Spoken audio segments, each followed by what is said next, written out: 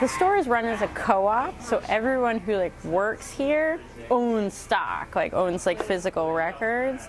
So as they sell, they get paid. So they end up making more money than if we tried to like pay them.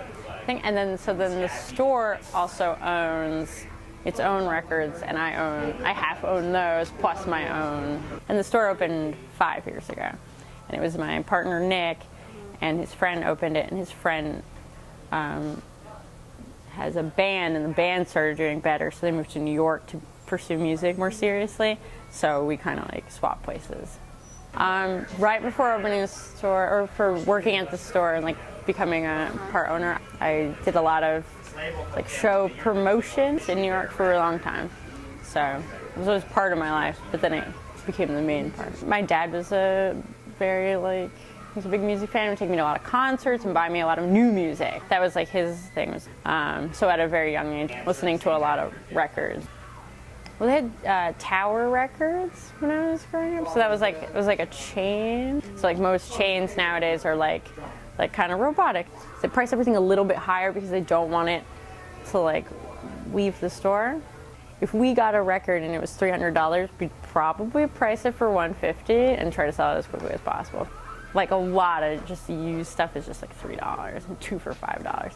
And in other stores, maybe it's like $5 or something. You know what I mean? It's like we just want to go. Just get out of here. We have a whole stack of stuff to hang up on the wall.